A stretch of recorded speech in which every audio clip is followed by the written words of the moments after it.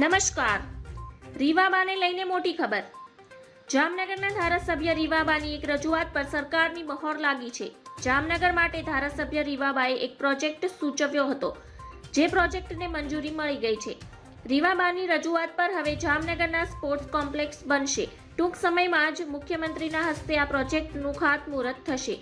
જામનગરમાં sports complex બને તે અહીંયા વિદ્યાર્થીઓએ સ્પોર્ટ્સમાં આગળ વધે તે હેતુથી ધારાસભ્ય રીવાબાએ રમતગમત મંત્રી હર્ષ સંઘવીને પત્ર લખ્યો હતો. રીવાબાને રજૂઆત કરી હતી કે જામનગરના યુવક યુવતીઓ રમતગમત માટે ખૂબ જ ઉત્સાહિત છે, તેથી જ તેમના ઉજ્જવળ ભવિષ્ય માટે આ કોચિંગ સેન્ટરની શરૂઆત છે. તે માટે અંતર્ગત ડિસ્ટ્રિક્ટ કોચિંગ સેન્ટરની તાતી જરૂરિયાત છે અને જમીન ફાળવવામાં આવે. મહેસૂલ વિભાગને લખત પરિપત્ર ધારાસભ્ય રીવાબા જાડેજા દ્વારા રમતગમત મંત્રી હર્ષ સંઘવીને લખવામાં આવ્યો હતો. જામનગરના સ્પોર્ટ્સ કોચિંગ સેન્ટર માટે જમીનનો વર્ગફેર કરાવી આપવા ભારપૂર્વકની ભલામણ સાથે વિનંતી પણ કરી હતી. ધન્યવાદ. જય હિન્દ.